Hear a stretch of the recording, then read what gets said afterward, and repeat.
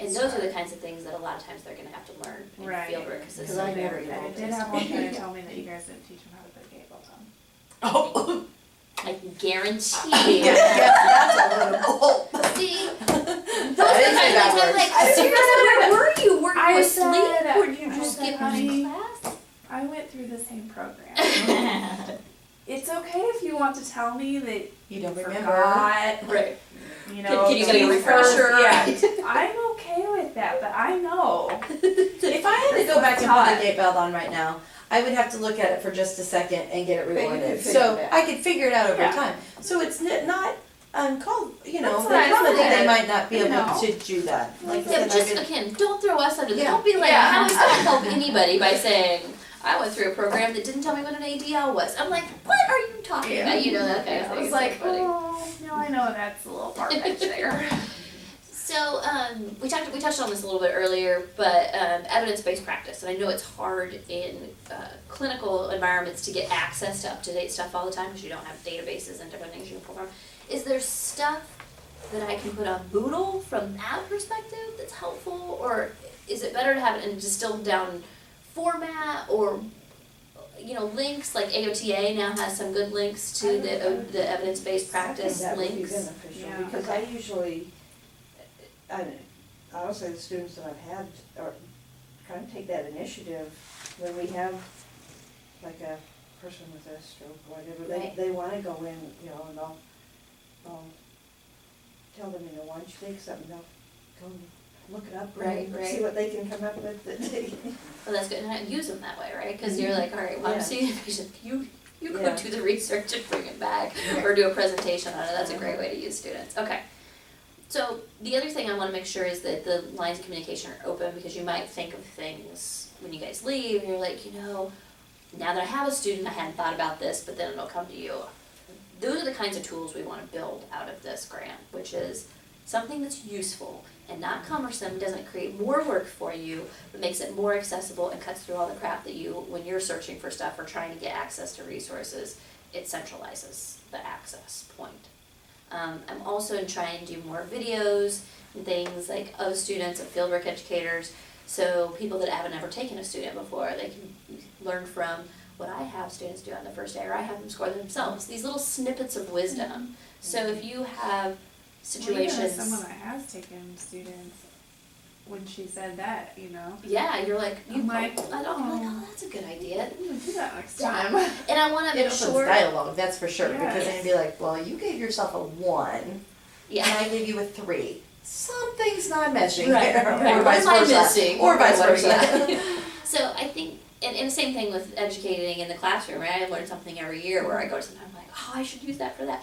So those kind of little tools that are available that are like a minute, 2-minute, little blurbs, so they're not cumbersome and they And I don't. think like the links for, because we were talking about them being there, you're taking the initiative to do something a lot of times because they don't know what to do, so maybe some links showing them some ideas, like maybe with a person with COPD, what are some Right. effective interventions that you might try something, simple that you might try, and then they could come in and say, hey, Okay, we had this video up that, would it be okay with this patient if we tried this, tried yeah. that, and, where they don't feel like they have to go, okay, so what do you want me to do? Right. And I think also, going back to some of your stuff, I'd like students to have access for how do you frame questions, right?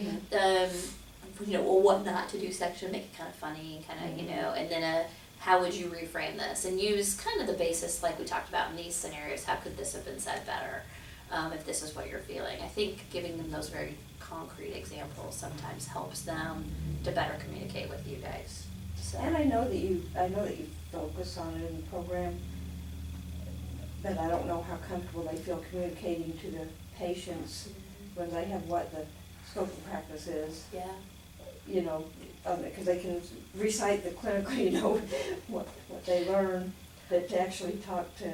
translating it patient. into that specific patient Yeah, situation at that when they point go in into a time. patient and they say, they introduce yourself, and they say, I'm with occupational therapy, and they go, what do you do? I want them, they look Right. at me like, Yeah, we do rehearse that, we should be more adept at that, but we will continue to work on that.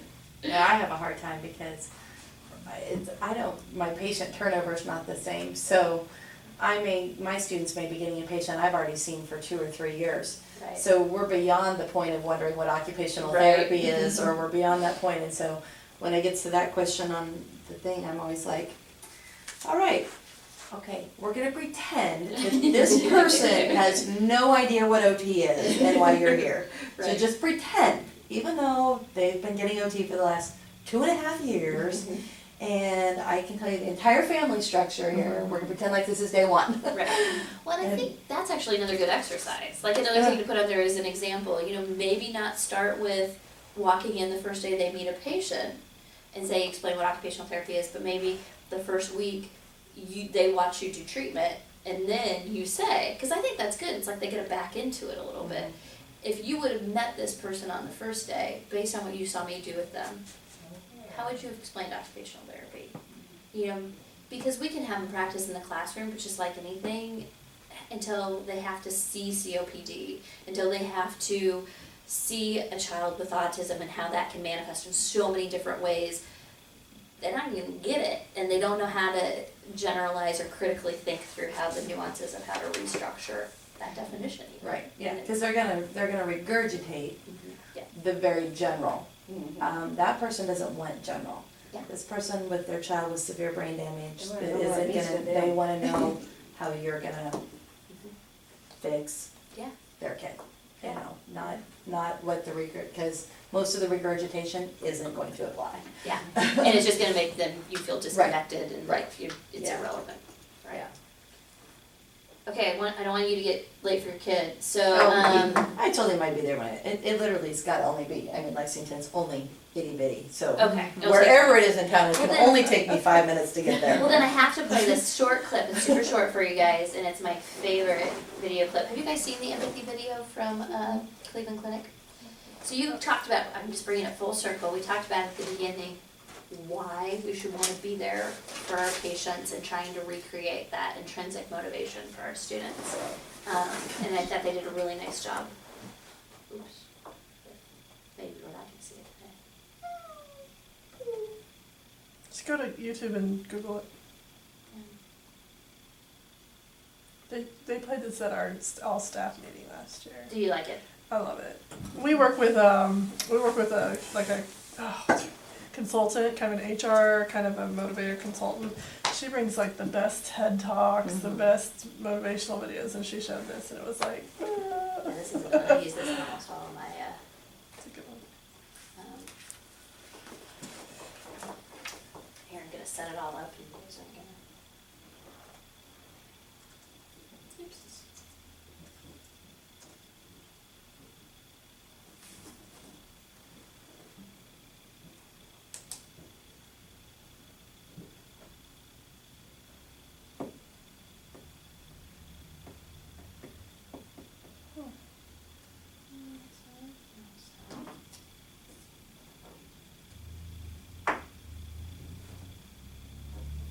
There we go. It's like you played enough videos, woman. Shut 'em down.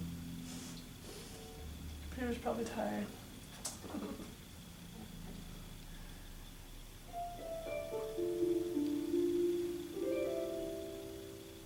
Well, it's not as cool if you can't see the pictures. Try it in an Explorer. Like open up Internet Explorer and stuff. I do have some references in there. I'm just trying to open it right now. Do you want it? It seems really cool.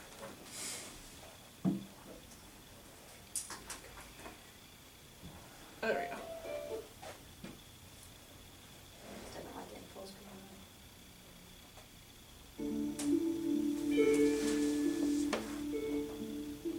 Because it's all the way at the end.